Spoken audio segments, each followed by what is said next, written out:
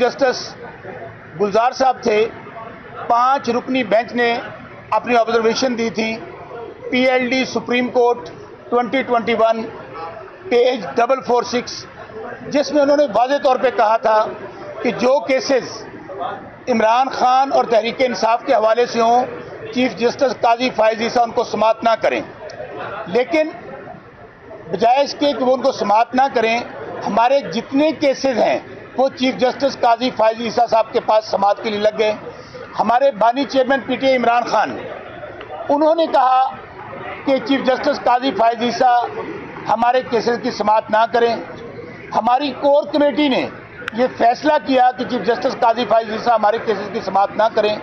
लेकिन आज मैं फिर कहूँ कि मेरे समेत 9 लोग थे जो आज हम पिटिशनर थे यहाँ पर सुप्रीम कोर्ट के अंदर। हमारे जो 176 लोग हैं जो पूरे पंजाब से जिन्होंने पिटिशन फाइल की हुई हैं, जो MNs MPs जीते हुए हैं, हम सब लास्ट डेट पर भी आए थे। अगली डेट जो मुकर्रर होगी कोर्ट में, हम सब लोग आएंगे। हमारा मौक़िफ़ उसमें यही है कि वहाँ पर चीफ जस्टिस काजी फायज़ ईसा उस बेंच का हिस्सा ना हो जिसमें हमारी इलेक्शन ट्रिब्यूनल्स में केसेस की समाअत होनी है। उसकी वजह आप ये देखिए कि हमारा बल्ले वाला केस था, हमारा इंट्रा पार्टी वाला इलेक्शन वाला केस था, ROs का केस था, लेवल प्लेइंग फील्ड का केस था। वो सारे के सारे केसेस, उनके फैसले हमारे खिलाफ आए और हम जो समझते हैं वो फैसले गैर आईनी और गैर कानूनी थे। अभी जो 8 फरवरी वाला केस है, जो पाकिस्तान की तारीख का सबसे बड़ी धांधली हुई है, जिसके नतीजे में 2/3 मेजॉरिटी मिली थी 8 फरवरी को इमरान खान को और तहरीक इंसाफ को, हमारा वो केस पड़ा हुआ है चीफ जस्टिस काजी फायज़ ईसा साहब के पास 4-5 महीने से। और लास्ट जो रिजर्व सीट्स वाला केस था, हमारी बहन कमल शौजब यहाँ खड़ी हैं, हमारी बहन सिमाबिया यहाँ खड़ी हैं, ऑनरेबल जस्टिस अतर मिनल्ला साहब ने उसमें फुल कोर्ट में ये कहा कि हमारा 8 फरवरी वाला केस साथ लगाया जाए मखसूस ख़वातीन वाली रिजर्व सीट्स के ऊपर, लेकिन वो अभी तक नहीं लगा। उसके बाद आप ये देखिए कि हमारा जो हमारी जो शिकायत है कि इस इलेक्शन में जो धांधली का जिम्मेदार है वो इलेक्शन कमीशन है। और इलेक्शन कमीशन क्या कह रहा है? इलेक्शन कमीशन चैलेंज कर रहा है चीफ जस्टिस हाई कोर्ट को। वो कह रहा है हम नहीं मानते, जो नाम आपने दिए हैं हम उनको ओन नहीं करते। और उन्होंने chief justice Lahore high court के भेजे हुए 4 नाम उन्होंने रिजेक्ट कर दिए। इसका मतलब है कि इलेक्शन कमीशन जो है वो अदलिया से बड़ा इदारा है, अदलिया से वो उसको सुपरसीड कर रहा है। सो हमारा मौक़िफ़ बड़ा आईनी और आईनी और कानूनी है।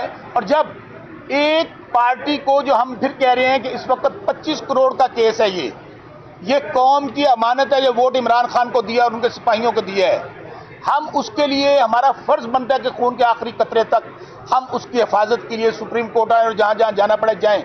आपको याद होगा कि लास्ट डेट पर हमारे तमाम MNs MPs ने कुरान पाक पे आपके सामने हल्फ दिया था कि हम लोग फॉर्म 45 के मुताबिक जीते हुए हैं। आज हो क्या रहा है?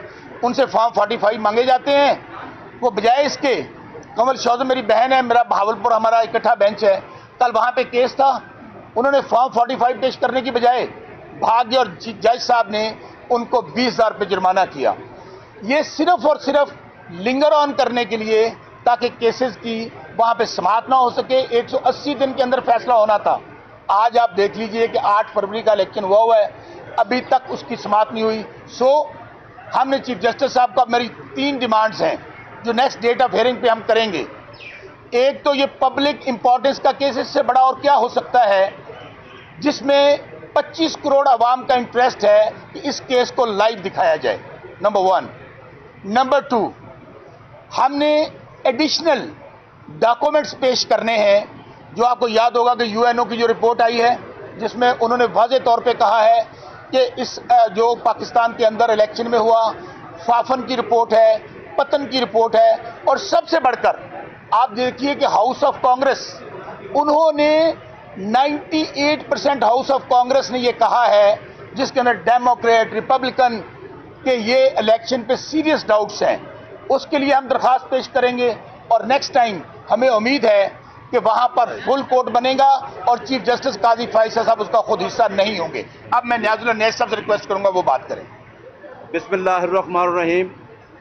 आज मेरे इस मीडिया के कैमरे के हवाले से apex judiciary supreme court of Pakistan के जजेस से इस्तदा है कि पाकिस्तान को बचा लो, 25 करोड़ आवाम को बचा लो।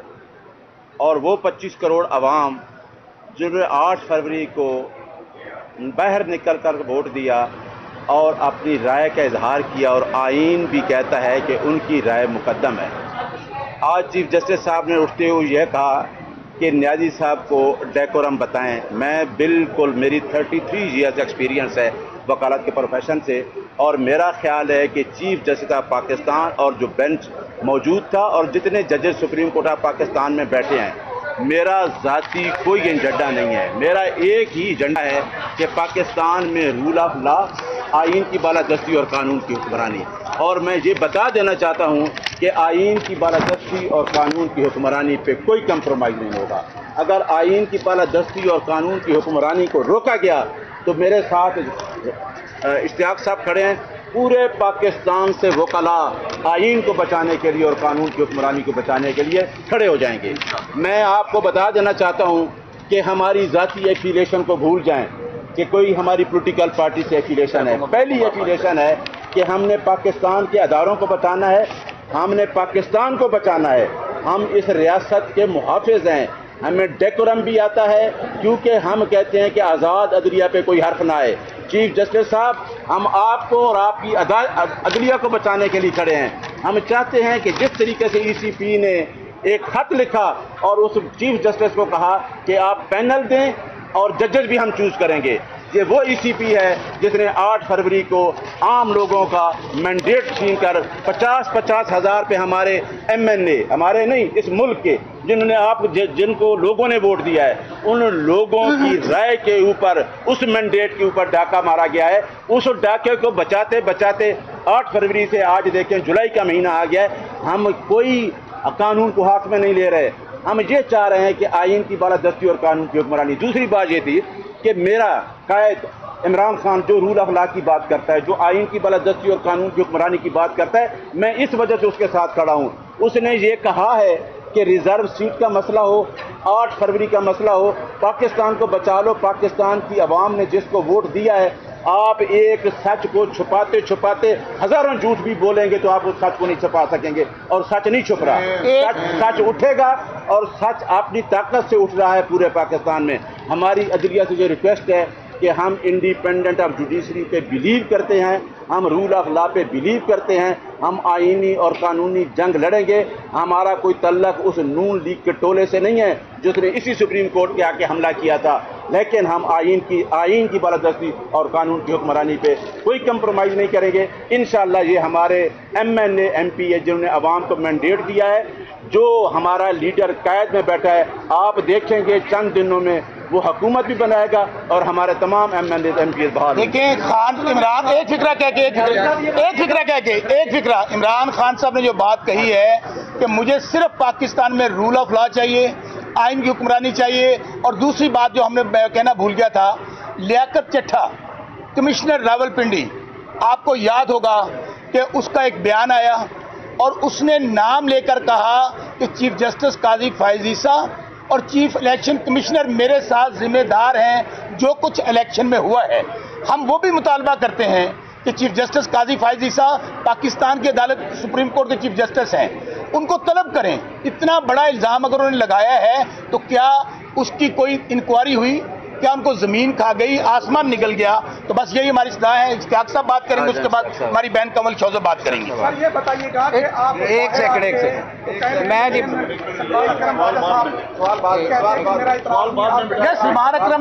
बिस्मिल्लाहिर्रहमानिर्रहीम, बतौर सदर ILF पाकिस्तान और मेंबर पाकिस्तान बार कौंसिल, मैं आज अपने मीडिया की वसातत के साथ ये बात वाज़े करना चाहता हूँ कि मेरा वकील वो हक रखता है जिसका उसको मैंडेट उसकी पार्टी देती है। न्याजुल्लाह खान न्याजी साहब को उनके क्लाइंट्स ने अदम एतमाद का इजहार किया चीफ जस्टिस के ऊपर, तो पहले तो ये रिवायत हुआ करती थी कि किसी एक जज के ऊपर अगर अदम एतमाद की बात भी होती थी तो वो जज खुद रिक्यूज कर जाता था। लेकिन बड़ी बदकिस्मती है कि अपने वेस्टेड इंटरेस्ट को प्रमोट करने के लिए चीफ जस्टिस पाकिस्तान काजी फायद ईसा ने हमेशा हट धर्मी का मुजाहरा किया और ऐसी तमाम रवायात जो पहले मौजूद थी उनको ख़त्म किया है। और उनका जो कहना था कि कोर्ट का डेकोरम मेंटेन किया जाए, तो पहले मैं उनसे मुतालबा करता हूं कि जो कोर्ट बैठी होती है, ये मीडिया 13 जजेस वाली कोर्ट भी देख चुकी है, ये मीडिया आज 5 जजेस वाली कोर्ट भी देख चुकी है। हम आज़ाद मनश जजेस को सलाम पेश करते हैं जो आइन और कानून की बालादस्ती के लिए, आइन को पामाल होने से बचाने के लिए अपने चीफ जस्टिस के साथ भी बेंच के अंदर इख्तलाफ रखते हैं और उस इख्तलाफ का इजहार बरबला वो बेंच में बैठ के करते हैं। यही वजह है कि आज और पिछली तारीख के ऊपर 2 मेंबर बेंच था, तो लेकिन ये इस ऑर्डर को सस्पेंड नहीं कर सके थे। Chief justice Lahore high court ने एक जुडिशियल ऑर्डर की इम्प्लीमेंटेशन के लिए अपने जजेस को इलेक्शन ट्राइब्यूनल्स के तौर पे अपॉइंट किया, जो उनका आईनी हक है।